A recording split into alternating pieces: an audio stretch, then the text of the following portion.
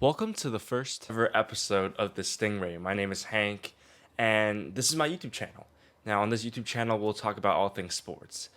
We'll talk about soccer, football, basketball, American football, baseball, pretty much all the sports you've heard of. But today, we'll be talking about football, and specifically Neymar going to Saudi Arabia and what that means for the entire football ecosystem, what that means for Neymar's career, and the future outlook for the Saudi Pro Football League.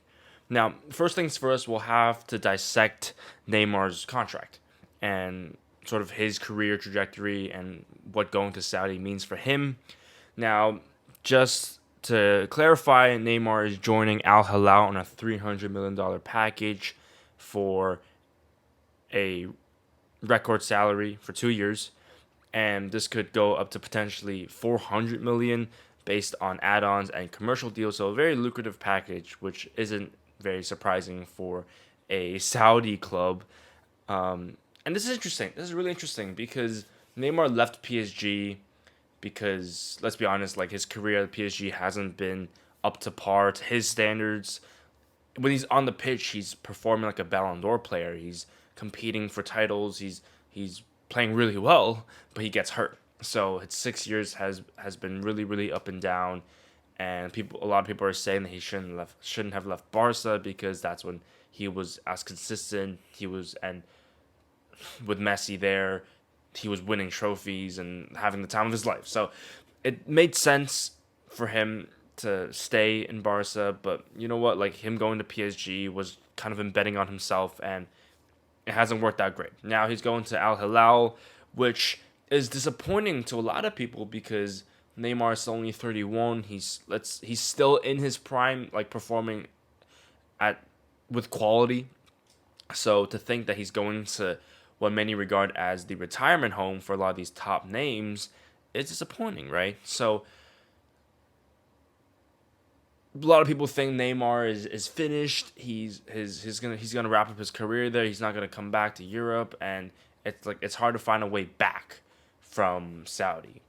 Now, before I respond to that, I think we have to sort of address the fact that by saying that Neymar is finished, or by saying Neymar has to bounce back, or can he return to football, we're basically labeling the Saudi league truly as a retirement home, or labeling it as sort of a B league where top names go to die. So it's like a grave, like a football grave for a lot of these top players.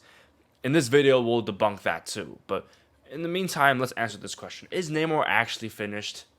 In my opinion, no. I can't say that he's finished just because he's going to Al Hilal or just because he's injury prone. Like we've never said Neymar is finished because he's injury prone. We've known him to be injury prone for the past 7 years. So it's hard to label that onto Neymar. So it's we can't really blame him at this point because it's sort of an old excuse. Let's say someone whose career was finished by injuries would be like Eden Hazard, someone who when he steps onto the court or the pitch, he's not performing and he gets hurt like 2 days later. It's like at that point, yeah, you're struggling because of injuries.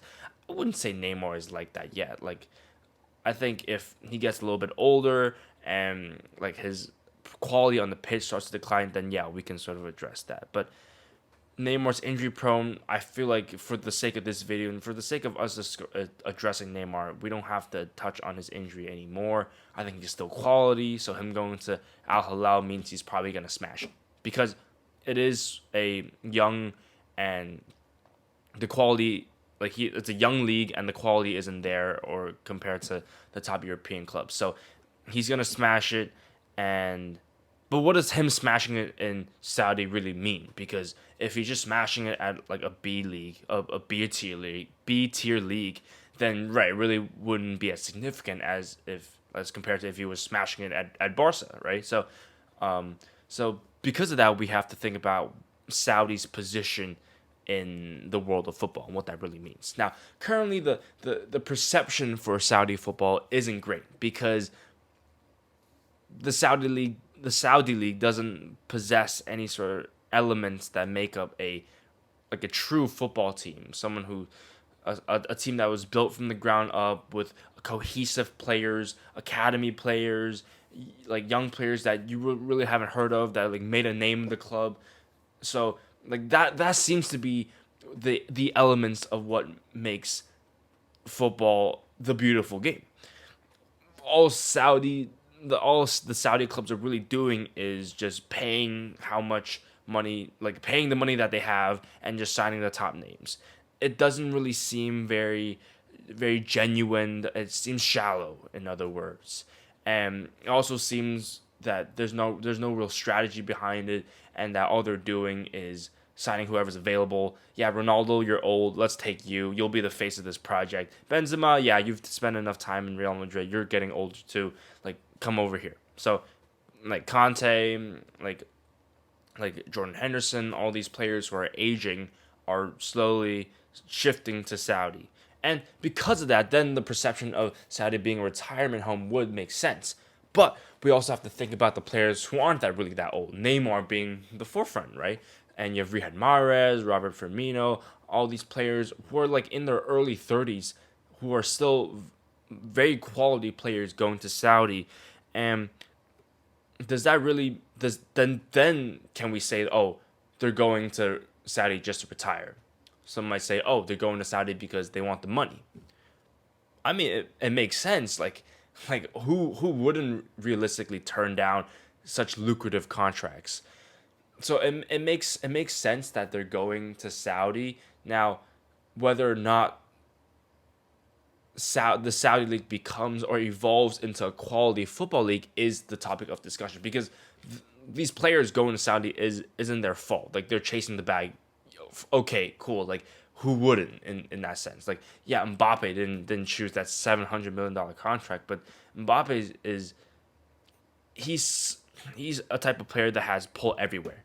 So, I mean, he doesn't want to spend a season or two like in Saudi, sort of playing against more mediocre players. He wants to stay at the league, at leagues where there are good players everywhere. So the discussion becomes whether or not the Saudi league can actually develop into a league that is competitive, that has quality players all around. I believe it can, really based on the direction that the league is going into. And Neymar going to Saudi is the perfect catalyst for this project.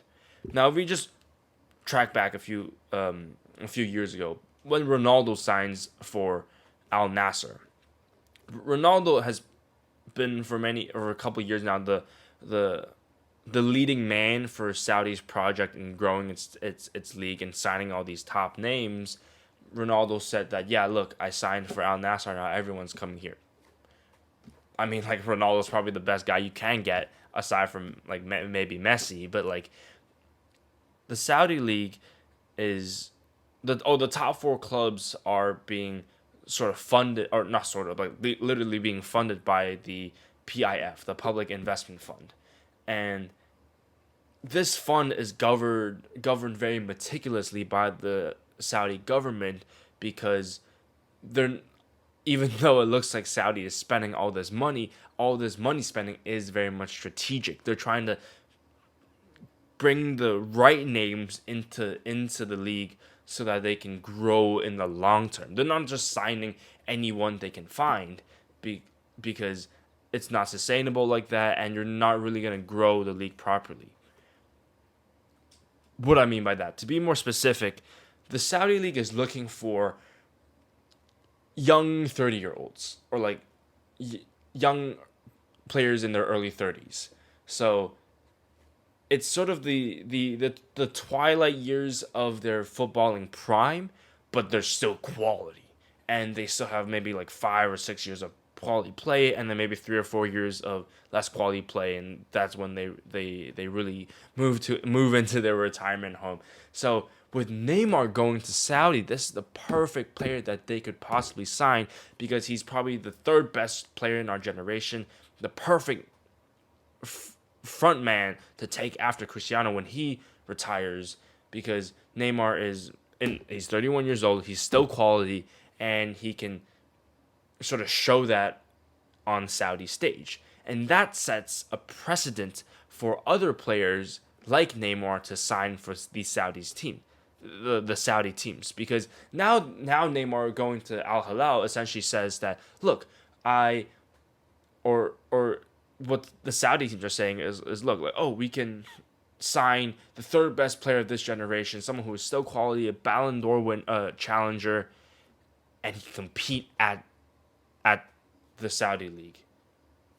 Everyone else is going to want to come, and slowly the competition increases, and you have more and more quality players. That's exactly what the Saudi league wants, and they're moving exactly in this direction. Look, this is probably the first summer where you have all these players signing to Saudi football teams. You have Benzema, Conte, and Chelsea selling all their players to Saudi teams. What about next summer and the summer after that? The transfer window isn't even over for this summer. You're gonna have more players signing to these these Al Nassers of the world, the Al Hilals, and sooner or later you're gonna have a team.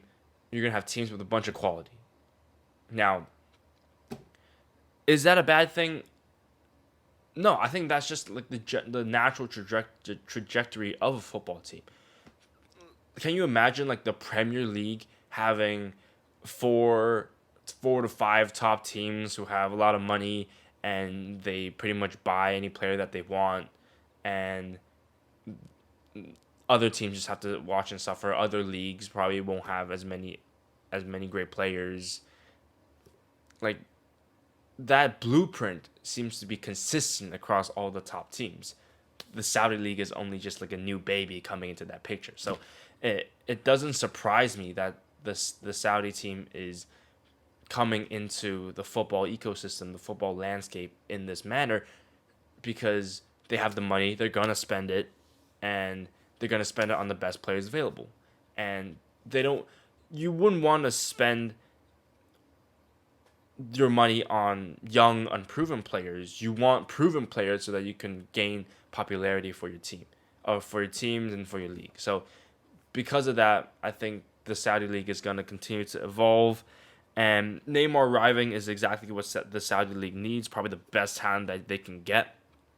And now the Saudi project doesn't have to rely on Ronaldo anymore, because Ronaldo's 38, he's probably going to retire very soon, and then you have Neymar to take the reins, and he's still going to play for many, many years. And by the time Neymar's 38, you're going to have a bunch of top talent, and the Saudi league will be a force to reckon with.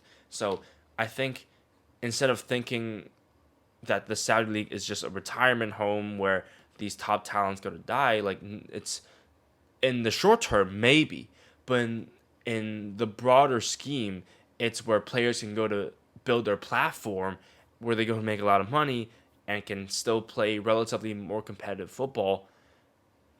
In the long term, it's going to be only competitive football, and they can still earn a large paycheck. It's going to be a treasure mine for so many of these players. And this is only a glimpse. This summer is only a glimpse of what Saudi football can do.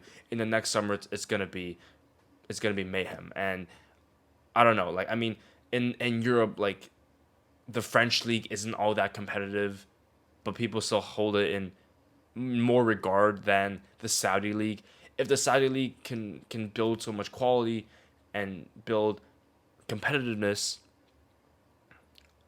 I'd say like it can easily be better than the German league and the French league and compete with top European leagues. So with that in mind, I think it's important to keep a lookout on Saudi teams.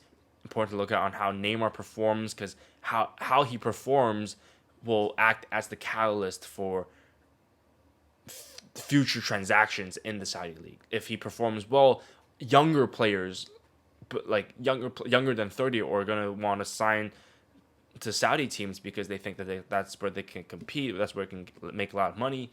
So Neymar is setting a very exciting precedent for a lot of these young players and for the Saudi league in general. So let me know what you guys think. If you're here, thank you for watching my first video. I hope you guys will continue to watch. I'll be posting a lot of different sports content, so if you're a big sports fan, please tune in. And yeah, let me know in the comments what you think about Neymar going to Al Hilal, and what you think the Saudi Football League is going to look like in future summers, and whether or not it's really a retirement home or sort of football's next step in its evolution. Thanks, guys.